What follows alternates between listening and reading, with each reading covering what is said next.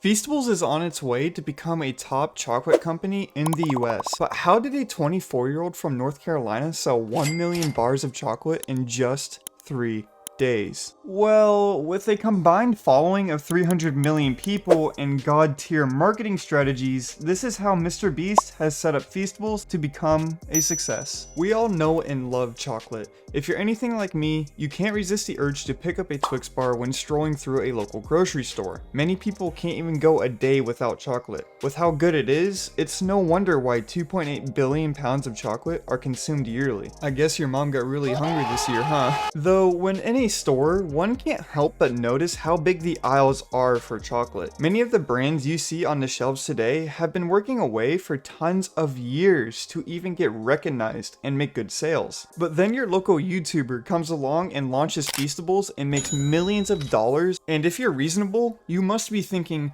how in the hell is this guy making millions of dollars if his candy and chocolate isn't being sold inside a store? Well, the big reason is because of marketing. Now hear me out. When you look at Hersheys or other chocolate companies, usually they throw out their average and bland advertisements that you and I both know nobody cares about. However, as bland as they are, their influence still grew from these advertisements. From radio advertisements to being played at TVs at home, this method was bringing in the bread. Keyword there.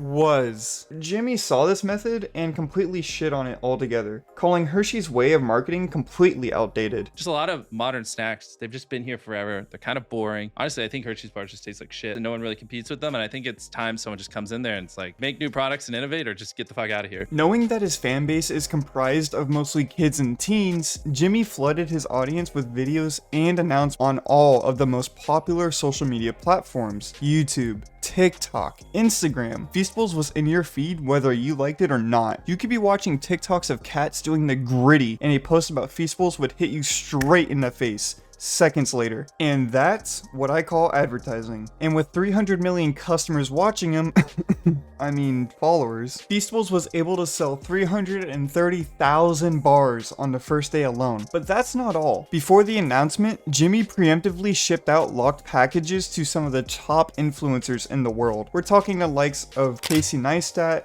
and Ludwig, who were gifted these mysterious boxes. And with no other choice, the influencers opted to flood their social media profiles with content regarding the locked packages. Though there was one incident with Hassan, a streamer who also received one, who mistook the box for a bomb, but we don't have to talk about that. When the timers on the locks were up, the cameras were on, live streams were going full blast, and with millions watching, the locks finally released, revealing tons of chocolate bars and the announcement of Feastables. What we must consider here is that this is all free advertising. Companies like Hershey's, Mars, and other chocolate companies must pay millions of dollars to even get an influencer to look their way. But Mr. Beast gets paid by YouTube to post videos on his channel, which then he could advertise Feastables with. Hell, I would much rather have a Feastables ad than a Raid Shadow Legends ad. Hey, what's going on, guys? Welcome to this Mr. Beast video, and today we are being sponsored by Raid Shadow Legends. But though all this is very impressive, Mr. Beast has one more trick up his sleeve, and this one has to be by far the best marketing strategy I've seen from him so far. You see, the same hour the locks opened,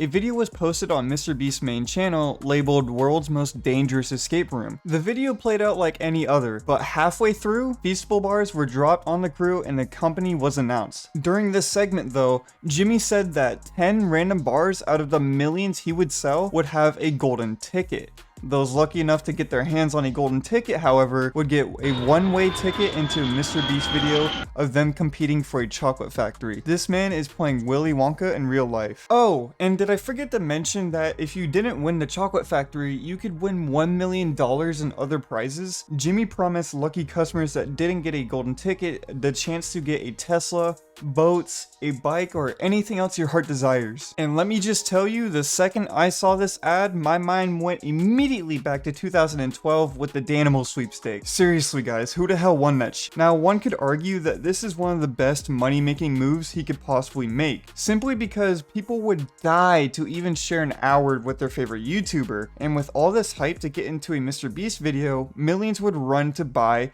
a box of his chocolate bars. This went on until Jimmy posted yet another video called I Built Willy Wonka's Chocolate Factory with the long-awaited competition. It took 4 months for that video to post, and leading up to it, Feastables sold another $10 million worth of chocolate to their customers, which is probably like, I don't know, like 5 bars. In addition, to this day, the video has garnered another 150 million views, which has only influenced more sales. Alright class, everyone gather around. I'm gonna give you a 3-step long journey on how to make millions of dollars. Alright, you guys ready?